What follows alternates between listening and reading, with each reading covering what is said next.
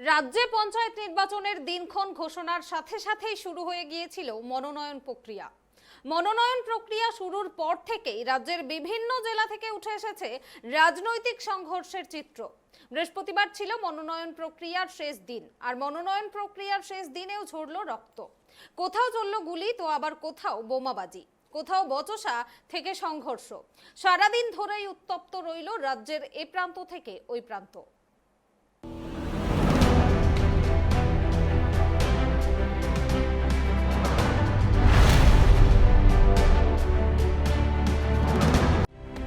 আবার উত্তপ্ত ভাঙড়, নমিনেশন দিতে গিয়ে আহত সিপিআইএম প্রার্থী। ভাঙড় আবারও উত্তপ্ত হয়ে উঠল, বিরোধীদের নমিনেশনে বাধা। অভিযোগ, নমিনেশন করার জন্য এবং ডিসিআর তোলার জন্য সিপিআইএম প্রার্থী যখন ব্লকের দিকে যাচ্ছিল, তখনই শাসক দলের দুষ্কৃতীরা তাকে মারধর করে। নমিনেশন দিতে গিয়ে বাধাপ্রাপ্ত হতে হচ্ছে বিরোধীদের। কখনো বোমাবাজি, আবার কখনো গুলিবিদ্ধ হচ্ছেন পদপ্রার্থীরা। নমিনেশন জমা দিতে গিয়ে আহত হয়েছেন, হাসপাতালে শুয়ে অভিযোগ জানালেন সিপিআইএম প্রার্থী। ইতিমধ্যে হাইকোর্ট নির্দেশ দিয়েছেন ভাঙড়ের 4 জন আইএসএফ প্রার্থীকে নিরাপত্তা দিতে হবে। আদালতের নির্দেশ মতো ইতিমধ্যে প্রশাসনের পক্ষ থেকে ভাঙড়ে নমিনেশন করতে আসা আইএসএফ প্রার্থীদের নিরাপত্তার ব্যবস্থা করা হলো। আজকে টিএমসির লোকরা এইভাবে গুলি চালাচ্ছে। মমতা ব্যানার্জি তো নিজে পুলিশ মন্ত্রী, কি করছে মমতা ব্যানার্জি? আজকে বাংলার মানুষকে খেলতে লেগেছে নাকি? খেলতে লেগেছে। আমরা সাধারণ মানুষ মরবো এইভাবে রাস্তায় নেবে। আপনারা কোন পার্টি থেকে এসেছেন? বিরোধী থাকবে। আপনারা কোন পার্টি থেকে এসেছেন? আমরা আইএসএফ করি, বুক ঠুকে বলছি আইএসএফ করি, বুক ঠুকে বলছি আজ মারলে মরবো। আমরা নমিনেশন করবো, আমাদের নমিনেশন করার সুযোগ দিতে হবে। পুলিশ মন্ত্রী মমতা ব্যানার্জি কি করছে? সব কিছু জন্য দায়ী মমতা ব্যানার্জি। আমি বলছি, আমাকে পারলে আমাকে গুলি করে মেরে দিক, পারলে আমাকে গুলি করে মেরে দিক। আমরা প্রার্থী, গুলি চালাচ্ছে হরো টিএমসির গুন্ডারা। বিডিও অফিস থেকে 300 মিটার দূরে বোমা, গুলি, জ্বলছে গাড়ি। উত্তপ্ত হয়ে উঠেছে ভাঙড়, বিরোধীদের নমিনেশনে বাধা। ভাঙড় যেন পঞ্চায়েতের যুদ্ধক্ষেত্রের রূপ নিয়েছে। বোমা গুলিতে ভরে গিয়েছে ভাঙড়। মুহুর্মুহু বোমা পড়ছে ভাঙড় টু বিজয়কৃষ্ণ বাজার অঞ্চলে। বিডিও অফিস থেকে মাত্র 300 মিটার দূরে প্রচুর পরিমাণে বোমা গুলি চালানোর অভিযোগ তৃণমূলের বিরুদ্ধে। এহেন অবস্থায় প্রশ্ন উঠে যায় প্রশাসনের ভূমিকা নিয়েও। আমি সকাল 9টার সময় সিপিএমের প্রার্থী হিসেবে আমি নমিনেশন করতে যাচ্ছিলাম। আমার যখন পৌঁছেছি তখন লাঠি, সোটা, উইকেট, তোমার বাইকি, সগার এসব গুনলে দুষ্কৃতীরা দাঁড়িয়েছিল। সর্বপ্রথম আমার ডাকে যে কোথায় যাচ্ছ? আমি বললাম আমি সিপিএমের নমিনেশন করতে যাচ্ছি। যখনই বলেছি তখন আমার মা শুরু করতেছে। প্রথম কিল ঘুষি মারে, থমনের মুখে টুকি মারে প্রথম, তারপর একটা গাছের গোড়ায় বসায়। বসানোর পরে তোর কে পাঠিয়েছে? আমি বলি কে পাঠাবে, আমার কেউ পাঠায়নি, আমি সিপিএম নমিনেশন করতে এসেছি। তার বললো এখানে বস, খানিক্ষণ বসিয়ে রাখলো। রাখার পরে এটা মোস্তান মানি যখন ঢুকেছে তখন আমার মেরে মাটিতে পুরো শুয়ে দিয়েছে। এটা তৃণমূলের লোকেরা করেছে, তৃণমূলটা করেছে। এগুলো মারধরগুলো তৃণমূলটা করেছে। যে আপনাদের মোট কতজনকে মারধর করেছে? আমি একাই গিয়েছিলাম, সর্বপ্রথম একাই গিয়েছিলাম। আমি ডিসিআর তুলো বলে গিয়েছিলাম। গিয়ে আমার নাম মোহাম্মদ গিয়াসুদ্দিন মোল্লা, কোথায় বাড়ি? সাদুলিয়াতে বাড়ি। আমি একটা দাবি আছে আমার নেতৃত্বের কাছে। আমার যে ডকুমেন্টস কেড়ে নিয়েছে, মোবাইল কেড়ে নিয়েছে, আমার original Aadhaar card, I card সবই ছিল, ব্যাংকের অ্যাকাউন্ট ছিল, প্রত্যেকটাই নিয়ে নিয়েছে। মনোনয়নের শেষ দিন ভয়ঙ্কর হয়ে উঠেছে ভাঙড়। আইএসএফ কর্মীকে গুলি। অভিযোগ, গুলিবিদ্ধ হয়েছেন এক আইএসএফ কর্মী। স্থানীয় পানাপুকুর এলাকায় একটি বাড়ির ছাদ থেকে গুলি চালানোর অভিযোগ উঠেছে। নমিনেশনের শেষ দিনেও হাতাহাতি, পরিস্থিতি সামলাতে পুলিশের লাঠিচার্জ। নমিনেশন জমা দেওয়ার শেষ দিনেও উত্তপ্ত হয়ে উঠল মুর্শিদাবাদ। বৃহস্পতিবার দুপুরে নওদা বিডিও অফিসে নমিনেশন জমা দেওয়ার প্রক্রিয়া চলাকালীন রীতিমতো হাতাহাতি শুরু হয় কংগ্রেস ও তৃণমূল কর্মীদের মধ্যে। সেখানে কংগ্রেস নেতা তথা মুর্শিদাবাদ জেলা পরিষদের প্রাক্তন সভাধিপতি মোশাররফ হোসেনকে মারধর করার অভিযোগ উঠল স্থানীয় তৃণমূল কর্মীদের বিরুদ্ধে। পাশাপাশি ঘটনাস্থলে তৃণমূল কর্মীদের জমায়েতে বাধা দিতে গেলে পুলিশের ওপর চড়াও হয় তৃণমূল কর্মীরা বলেই অভিযোগ। অবশেষে পরিস্থিতি সামাল দিতে বেধড়ক লাঠিচার্জ করতে বাধ্য হয় পুলিশ। বিজেপির দলীয় কার্যালয়ে ঢুকে ভাঙচুর, মারধর। মনোনয়নের শেষ দিনেও অশান্তি অব্যাহত বাঁকুড়ায়। বিজেপির দলীয় কার্যালয়ে হামলার অভিযোগ, কার্যালয়ে ঢুকে ভাঙচুর, মারধরের অভিযোগ। ওই দলীয় কার্যালয়ে থাকা মনোনয়ন সংক্রান্ত সমস্ত নথি ছিঁড়ে ফেলা হয় বলেও অভিযোগ। গোটা ঘটনায় অভিযোগের আঙুল উঠেছে তৃণমূলের দিকে, যদিও সব অভিযোগ অস্বীকার করেছে তৃণমূল। মনোনয়ন তোলা ও জমা দেওয়ার শুরুর দিন থেকেই বাঁকুড়া জেলার কোতলপুরে বারবার অশান্তির অভিযোগ উঠেছে। শাসক দলের তরফে মনোনয়নে বাধা দেওয়ার অভিযোগ বারবার তুলেছে বিরোধী বিজেপি ও সিপিএম। বৃহস্পতিবার মনোনয়ন জমার শেষ দিনে বেশ কিছু বিজেপি কর্মী মনোনয়ন জমা করতে বিজেপির কোতলপুর 1 নম্বর মণ্ডলের দলীয় কার্যালয়ে জড়ো হন। ঘটনা বলতে আমাদের নমিনেশন হওয়ার যখন ডিক্লেয়ার হয়েছিল তার একদিন আগে আমাদের নমিনেশন করতে যাওয়ার কথা ছিল, কিন্তু তৃণমূলের গুন্ডা বাহিনীর জন্য আমরা যেতে পারিনি এবং আমাদের জেলা সভাপতি এবং আমাদের সভাপতি নিরাপদে করেছিল। তারা সবাই মিলে একসঙ্গে যাওয়ার কথা ছিল, কিন্তু আমরা যেতে পারিনি। ওরা তৃণমূল আটকে দেওয়ার জন্য আমরা যেতে পারিনি। আজকে কি হয়েছে? আজকে বলতে আমরা নমিনেশন করতে যাওয়া বলে আমরা সব আমাদের কর্মীরা এবং প্রার্থীরা সব রেডি হয়েছিল। আমরা অফিসের মধ্যেই ছিলাম, যে পার্টি অফিসেই আমরা ছিলাম। আমরা যে আমাদের বেশি সংখ্যক যদি পঞ্চায়েতগুলো আমরা দখল করতে পারি সেরকম আমরা পরিস্থিতি নিয়ে আমরা আগাইছিলাম। প্রতিটা বুথে বুথেই আমরা প্রার্থী আমাদের হয়ে গেছিল। তারপর কী হলো? আজকে আমরা অফিসের মধ্যে ছিলাম, তৃণমূলের গুন্ডা বাহিনীরা রড এবং চেম্বার নিয়ে তাদের কাছে বোমাও ছিল। সে অবস্থায় আমাদের অফিসে ঢুকে আমাদের অনেক মহিলাকে বেধড়ক মারধর করেছে এবং কাপড়কে খুলে টানাটানি করেছে। এবং ওদের ছিল 20-25 জন, ওরা ছিল গুন্ডা বাহিনী ছিল। আমরা 70-80 জন ছিলাম, তার মধ্যে আমাদের 15 থেকে 25 জনের মতো আহত হয়েছে এবং আমরা খুঁজে পাইনি তাদেরকে। ভাঙচুর আমাকেও বেধড়ক মেরেছে, আমি প্রাণের ভয়ে আমি সাইডে ঝোপে নুকিছি। আজকে আমরা নমিনেশনের জন্য সমস্ত প্রায় সকাল 8টা থেকে রেডি হয়েছিলাম এবং যাব সেই মুহূর্তে কতগুলো ছেলে দুষ্কৃতী বলবো, তারা আমাদেরকে প্রচণ্ড রকম অফিসের মধ্যে, আমাদের বিজেপি অফিসের মধ্যে ঢুকে আমাদেরকে প্রচণ্ড রকম মারধর, লোহার রড ফড, হাইড্রোলিক রড দিয়ে মারধর করে। বাইরে কতগুলো দুষ্কৃতী ছিল, বাইরে অনেক ছেলে ছিল এবং আমাদের অফিসের মধ্যে 3 জন মেয়ে ছিল, বাকি জনাপড়া ছেলে ছিলাম। আমার জন্য মারধর করে, মেয়েদেরকেও অত্যাচার করে, মেয়েদেরকেও মারধর করেছে। একটা ইঁটে করে একজন মেয়ের পায়ের করে দিয়েছে, ইট ছুঁড়েছে। একটা আদালা ইট ছিল, আদালা ওই আদালা ইটটা, ওই আদালা ইটটা ছুঁড়ে পায়ে লেগেছে। এই জন্য মাথায় লাগতে সরে গেছে সে। কতজন আহত হয়েছে? 5 জন গুরুতর আহত হয়েছে, 10 কম বেশি করে আহত হয়েছে। তারা তৃণমূল আশ্রিত দুষ্কৃতী মনে হচ্ছে আমার। কেন হামলা চালানো? আজকে নমিনেশন লাস্ট ডেট, আমরা একদিনও নমিনেশন দিতে পারিনি। তার আগে অনেক সন্ত্রাস হয়েছে, আমরা আটকে দিয়েছে। হ্যাঁ, তৃণমূলের লোকরা আমাদেরকে আটকে দিয়েছে, আর দিতে পারিনি। আজকে লাস্ট ডেট, আজকের দিনটা যদি আটকে দিতে পারি তাহলে আর নমিনেশন ফাইল জমা দিতে পারবে না, আমরা বিনা প্রতিদ্বন্দ্বিতায় জিতে যাব।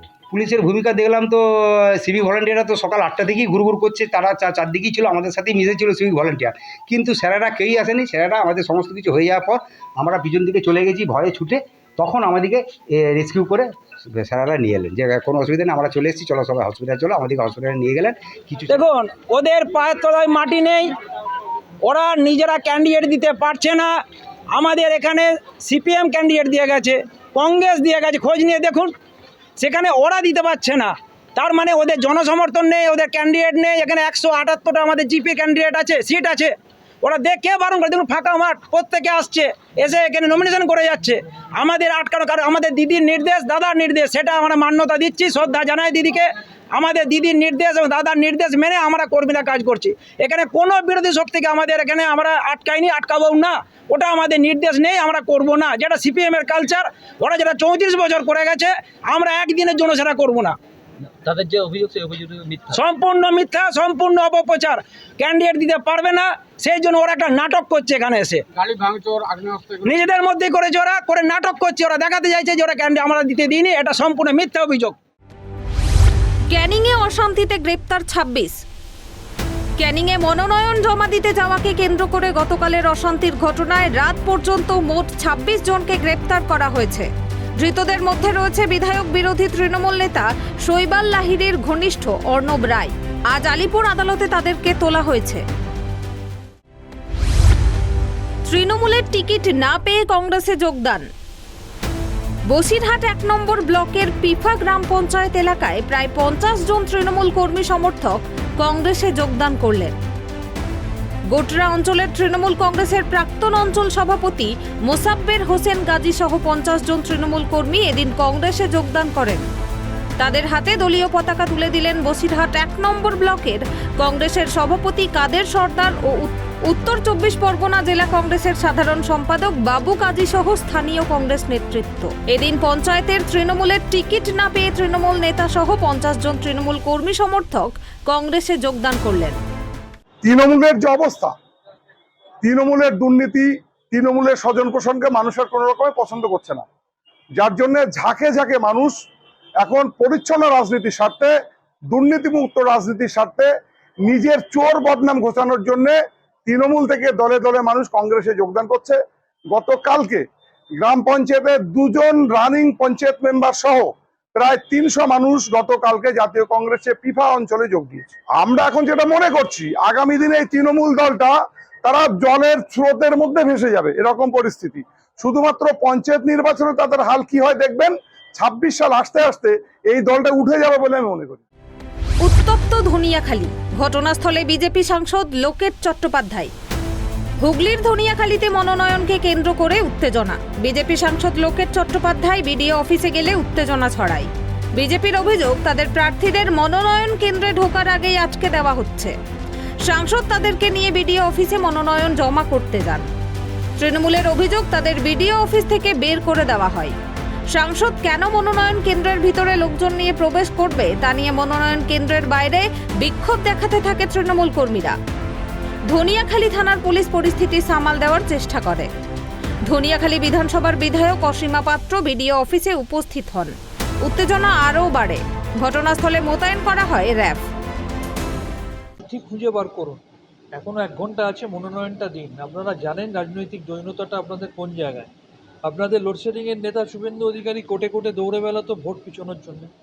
তারপর তিনি ডাক দিলেন নো ভোট টু মমতা। তার হিম্মত নেই বলার যে ভোট ফর বিজেপি। তার সেই নো ভোট টু মমতার তত্ত্ব তার দলের নেতা, তার দলের নেত্রী দেবশ্রী চৌধুরী, যিনি প্রাক্তন মন্ত্রী ছিলেন, তিনি খারিজ করে দিলেন। দিলীপ ঘোষ তার দলের নেতা প্রকাশ্য সভায় এবং তাদের আভ্যন্তরীণ বৈঠকে স্বীকার করে ফেলছে যে তারা সব জায়গায় প্রার্থী দিতে পারবে না। এখন তারা এই ধরনের নাটক করছে। আমি লকেট দিদিমণিকে অনুরোধ করবো, এইসব নাটক করবেন না, মানুষ বুঝতে পারছে।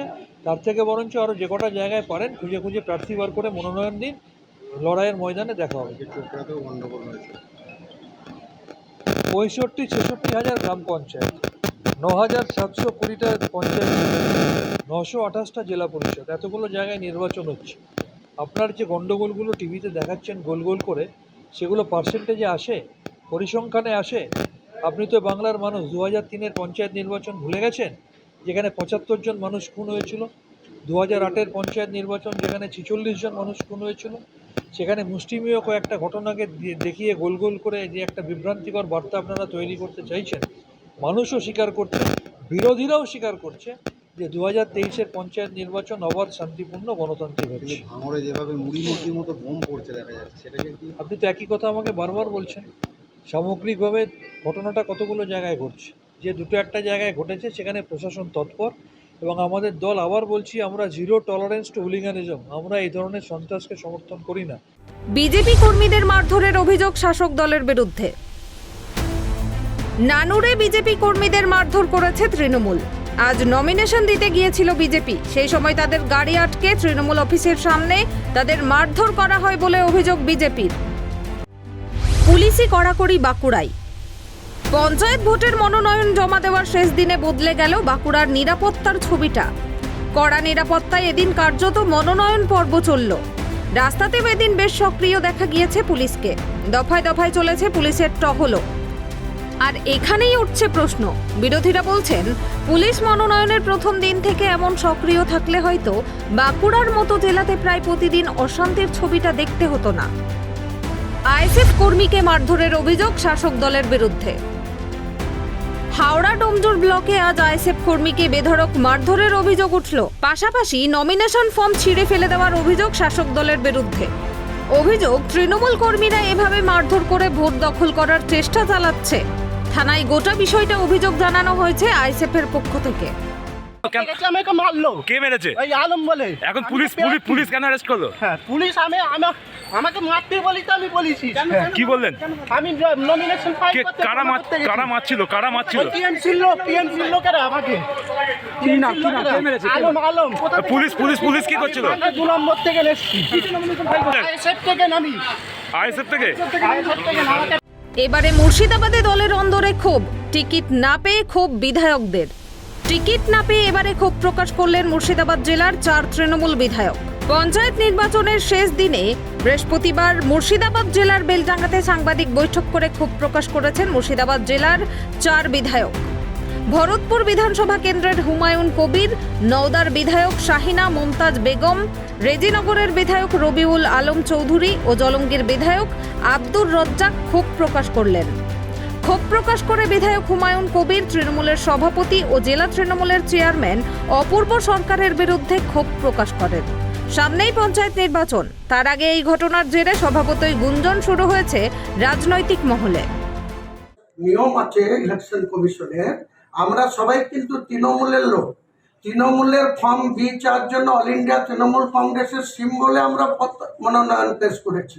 যখন সেটাকে দল দেবে না, ফর্ম বি থেকে বঞ্চিত হবে, অটোমেটিক সে নির্দল হবে। কোনো বাবুর ক্ষমতা নাই সেটাকে উইথড্র করায়, সে যদি নিজে উইথড্র না করে অটোমেটিক সে ওখানে ইন্ডিপেন্ডেন্ট ক্যান্ডিডেট থেকে দেবে। এটা ইলেকশন কমিশনের 1973 রুলস বলছে না। এটা কিন্তু জনজোয়ারে অভিষেক ব্যানার্জি স্পষ্ট করে বলেছিলেন দলের প্রার্থীর বিরুদ্ধে যারা নির্দল প্রার্থী দেবেন তাদের রেয়াত করা হবে না। আপনাদের যে শাস্তিমূলক ব্যবস্থা, সেটা গোটা পশ্চিমবাংলা ব্যাপী বিভিন্ন জায়গায় হচ্ছে। তাদের জন্য যে রেয়াত না হয়, আমাদের জন্য রেয়াত হবে না। আমাদের জন্য যে বিচার হবে তাদের জন্য সেই বিচার হবে। আমাদের জন্য যে ট্রিটমেন্ট হবে তাদের জন্য সেই ট্রিটমেন্ট হবে। এটাও ব্যাখ্যা অভিষেক বন্দ্যোপাধ্যায়কে দিতে হবে যে অপূর্ব সরকার 95% টিকিট দেবে আর তার ব্লক সভাপতি 5% টিকিট দেবে, আর রবিউল আলমের ক্ষেত্রে 10% পাবে আর ব্লক সভাপতি পেয়ে যাবে। হুমায়ুন কবিরের ক্ষেত্রে 10% পাবে আর ব্লক সভাপতি 90% পাবে। বিচার যখন কেউ করবে, বিচারকের চেয়ারে যখন কেউ থাকবে, তাকে সমতা রেখে চলতে হয়। তাহলে আপনারা কি বিচার পাচ্ছেন না? নিশ্চয়ই পেলে তারা আপনার, এটা গণতন্ত্রের 4টে স্তম্ভের মধ্যে আপনারা, তার জন্য তো আপনাদের শরণাপন্ন। ফেয়াদ হাকিম ডেকেছিলেন। ফেয়াদ হাকিমের সামনে তিনি বলে দিয়েছিলেন যে কি এর মীমাংসা। আমি বলেছিলাম যে 50% আমার প্রচুর সংগঠনের লোকজন আছে, আমার মুখাপেক্ষি হয়ে চলে, আমাকে 50% দেওয়া হোক, 50% ব্লক সভাপতিদের দেওয়া হোক। সেটা মেনে নিয়ে চলে এসেছিলাম। যেদিন এসেছিলাম তার 2 দিন পরে গতকাল রাত্রি 10টার সময় তার নমুনা জেলা সভাপতি এখানে বসে কিসের বিনিময়ে জানি না 10% দিয়েছেন। আমি ভিখারি না যে কারো হাত পেতে ভিক্ষা নেওয়ার জন্য রাজনীতিতে করি। মুর্শিদাবাদ জেলায় 2016-তে হুমায়ুন কবির দেখিয়ে দিয়েছিল। রবিউল আলম চৌধুরী কংগ্রেসের সিপিএম জোটের প্রার্থী ছিল, হুমায়ুন কবিরকে টিকিট দেয়নি তৃণমূল।